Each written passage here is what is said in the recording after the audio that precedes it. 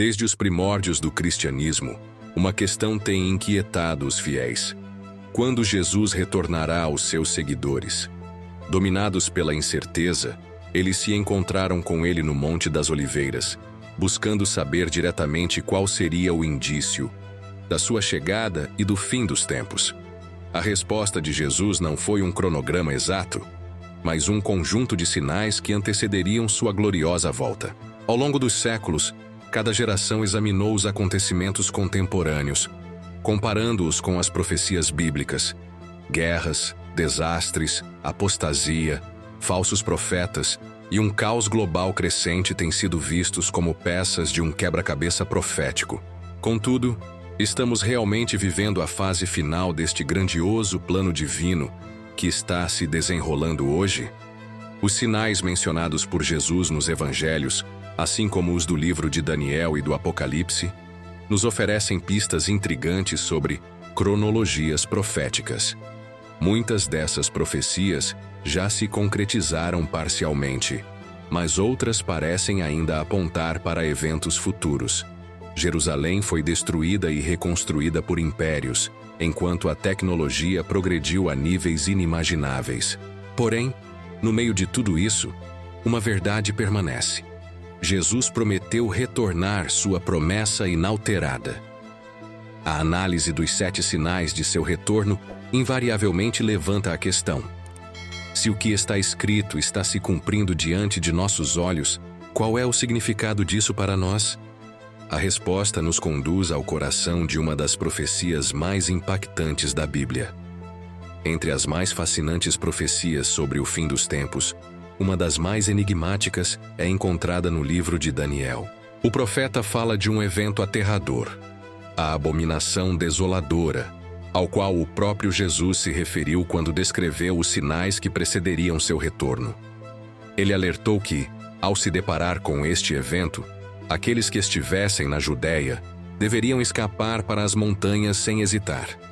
Para entender essa profecia, precisamos voltar ao 2º século a.C., quando Antíoco Epifânio, um rei seleucida, profanou o templo de Jerusalém ao sacrificar um animal impuro no altar e erguer uma estátua de uma divindade pagã. Este acontecimento foi um presságio do que viria, pois no ano 70 d.C., o exército romano, sob o comando do general Tito, destruiu o templo, cumprindo parte da visão de Daniel. Jesus havia advertido seus discípulos sobre esse desastre iminente, e aqueles que acreditaram escaparam da cidade antes do cerco, salvando suas vidas. Contudo, muitos estudiosos acreditam que essa profecia ainda terá um cumprimento futuro. O livro de Apocalipse menciona um líder mundial que surgirá nos últimos tempos, estabelecendo uma imagem em um lugar sagrado e exigindo adoração. Este personagem, identificado como o Anticristo, trará um período de tribulação sem precedentes. Se o passado nos deu vislumbres dessa profecia, o que sua conexão com o presente nos diz sobre o futuro? A ligação entre a profecia de Daniel e as palavras de Jesus não é coincidência. Cristo não apenas indicou a destruição do templo como um aviso à sua geração, mas também deixou claro que eventos semelhantes ocorreriam novamente antes do seu retorno. A questão que resta é: estamos testemunhando os primeiros movimentos dessa profecia em nossa era? A história tem mostrado que o cenário mundial pode mudar rapidamente, e o que hoje parece improvável pode se tornar uma realidade incontestável. Amanhã, Jerusalém continua a ocupar o centro dos conflitos políticos e religiosos, e o anseio por um novo templo persiste no coração de muitos. Estaremos caminhando rumo ao cumprimento da profecia da abominação? As palavras de Jesus no Monte das Oliveiras foram uma clara advertência de que, antes de seu retorno, o mundo passaria por um período de tribulação nunca visto. Guerras, perseguições, falsos profetas e desastres naturais marcarão a última fase da história humana. Contudo, já estamos vivendo esses tempos. Desde o 1º século, muitos apontaram eventos de seus dias como evidência de que a tribulação tinha começado. Mas Jesus alertou que estes seriam apenas o início. A história está repleta de dor e conflitos devastadores, desde a queda de Roma até as guerras mundiais do século XX. Porém, o que torna nossa geração única é a magnitude e frequência desses eventos. Conflitos armados não são mais questões regionais isoladas, mas detêm potencial para desencadear destruição global. A ascensão de armas de destruição em massa levou a humanidade à beira da aniquilação. Paralelamente, desastres naturais e catástrofes como terremotos e mudanças climáticas extremas têm abalado o planeta. Jesus mencionou que haveria terremotos em diversos locais, fome, pestilências e grandes sinais no céu. No entanto, uma das ameaças mais insidiosas é de natureza espiritual. Jesus alertou sobre o surgimento de falsos profetas, realizando milagres e maravilhas para enganar, se possível, até mesmo os eleitos. Hoje, o aumento de líderes e movimentos religiosos que prometem salvação fora de Cristo é notável. Ideologias que rejeitam a verdade do Evangelho ganham força, promovendo uma espiritualidade desprovida de alicerces bíblicos. Essa situação intensifica a sensação de tribulação, não apenas como uma dificuldade externa, mas também como uma batalha interna pela verdade. Em um mundo onde a fé cristã é rejeitada por muitos, estaria esse período marcando a era do grande engano de que Jesus falou? Conforme o caos se intensifica, o mundo aparenta estar se aproximando de um ponto crítico. Nações estão constantemente em conflito, os valores éticos estão se desintegrando e os princípios cristãos são desafiados como nunca antes. Nesse cenário, a pergunta que muitos se fazem é: quanto tempo resta até que o mundo atinja o auge da tribulação? As palavras de Jesus sobre a abominação da desolação continuam a intrigar estudiosos e fiéis por séculos. No Evangelho de Marcos, há a menção dessa figura como um sinal de uma tribulação iminente. Quando virem a abominação desoladora, é um chamado à atenção. Lucas, no entanto, apresenta uma perspectiva ligeiramente diferente, ligando a advertência de destruição à queda de Jerusalém no ano 70. Para os cristãos daquela época, essa profecia foi um aviso crucial. Eles fugiram de Jerusalém e se refugiaram em outros locais, evitando o massacre que se seguiu. No entanto, para muitos estudiosos, esse evento não pode ser considerado o cumprimento final da profecia. Daniel menciona um governante que trará desolação e destruição, sugerindo que há mais por vir. Esta complexidade em torno da interpretação bíblica leva muitos a questionar se a queda de Jerusalém foi apenas uma amostra antecipada do que ainda está por ocorrer. Ao longo da história, figuras poderosas tentaram destruir a fé cristã, desde líderes tirânicos até modernos, que sutilmente cometem atos contra os crentes. Para muitos fiéis, a desolação descrita na Bíblia aponta para um evento sem precedentes de engano que irá arrastar nações inteiras. A questão então se torna: qual evento no futuro marcará realmente o cumprimento final dessa profecia? Além disso, a Bíblia alerta para o surgimento de um líder que não será como os outros. Um homem que surgirá com palavras de esperança, carisma irresistível e capacidade inigualável de unir as nações, prometendo uma paz ilusória antes de mergulhar o mundo em sua pior crise. Esta figura é descrita como o Anticristo, aquele que engana. No Apocalipse, esse personagem é comparado a uma besta que emerge com poder, sugando todos ao seu redor para uma falsa segurança e depois dominando com autoridade global. À medida que exploramos as profecias, surge uma dúvida. Estamos nos aproximando do verdadeiro ponto culminante da abominação da desolação? Eventos recentes sugerem que o cenário pode estar se formando, tornando urgente a reflexão sobre nosso posicionamento ético e espiritual diante dos tempos desafiadores que se desenrolam diante de nós. O Anticristo não se apresentará como um inimigo direto, mas sim como uma figura astuta que se disfarçará de Salvador. Em Daniel 9:27, é destacado que ele firmará uma aliança com diversas nações, criando a ilusão de estabilidade e paz. Contudo, essa paz será apenas uma fachada, pois a segunda metade de seu governo trará a pior tribulação que o mundo já conheceu. Jesus alertou em Mateus 24:21 que esse será um tempo de angústia sem precedentes. Uma era marcada por sofrimento extremo. Uma das maiores estratégias de engano do anticristo será seu aparente poder sobrenatural. No Apocalipse 13:3, é mencionado que ele sofrerá um ferimento mortal, mas se recuperará de forma milagrosa, o que surpreenderá a humanidade e levará muitos a crer que ele é divino. É nesse contexto que o falso profeta entra em cena, apoiando o culto ao anticristo e pressionando as pessoas a adorá-lo, exigindo uma marca sem a qual ninguém poderá comprar ou vender. O verdadeiro objetivo do anticristo é alienar a humanidade de Deus, estabelecendo um reino recheado de sinais e maravilhas, mas que, na realidade, será uma armadilha. Jesus nos advertiu que mesmo os escolhidos poderiam ser enganados, dada a manipulação, o medo e o controle absoluto que marcarão esse governo. Ao longo da história, muitos líderes, como imperadores e ditadores, apresentaram características associadas ao anticristo, prometendo um paraíso na terra, mas que resultaram em tirania. Entretanto, nenhum deles se adequou a todas as características bíblicas do verdadeiro anticristo, que ainda não se manifestou.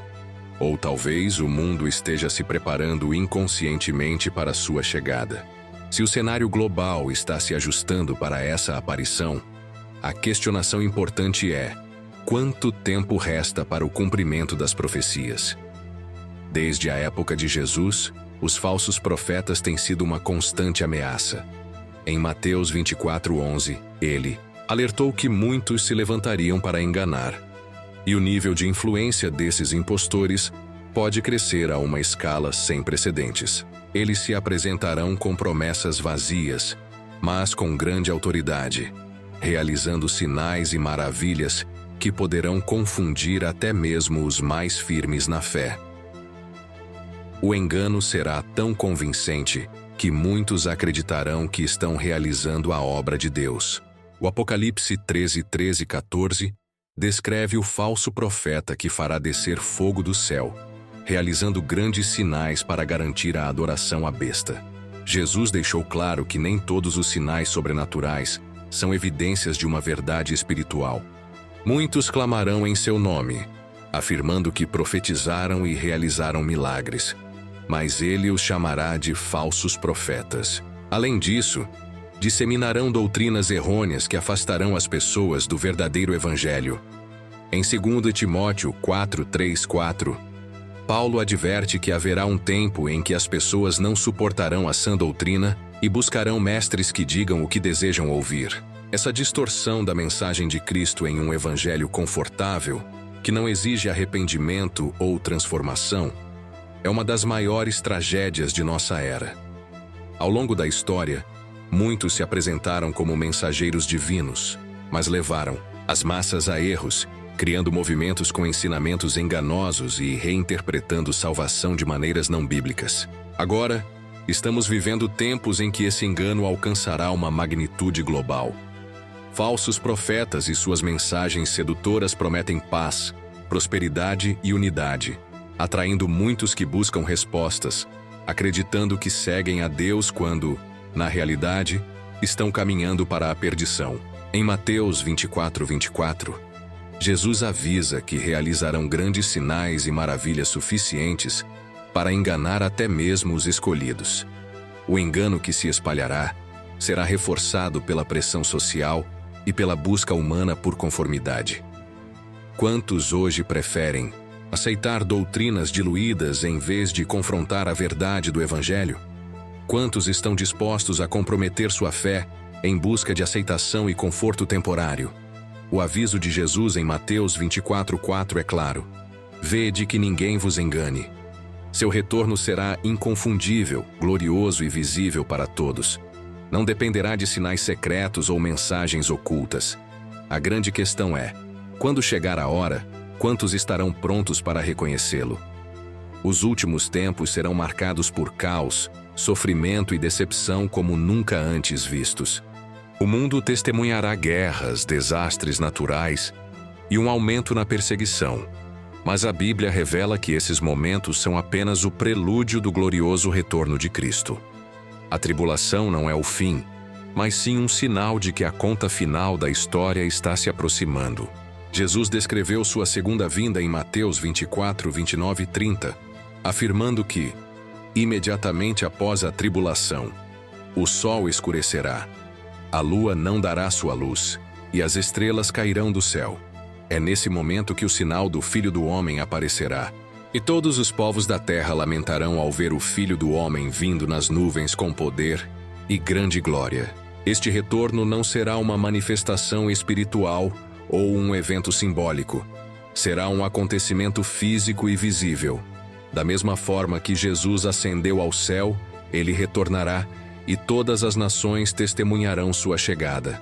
Para muitos, será um tempo de terror e lamento, especialmente para aqueles que rejeitaram a verdade e seguiram o anticristo. Eles enfrentarão a dura realidade de seu erro. Em Apocalipse 19, 11 e 16, João descreve a visão do retorno de Cristo como um guerreiro montado em um cavalo branco, acompanhado pelos exércitos celestiais. Ele não virá como o servo sofredor que andou pelas ruas de Jerusalém, mas como o Rei dos Reis e Senhor dos Senhores, trazendo justiça e poder. Sua palavra será a que destruirá as forças do mal, encerrando a era de domínio do anticristo e a rebelião da humanidade. Com o seu retorno, a tribulação terminará abruptamente, e o sofrimento dos santos cessará.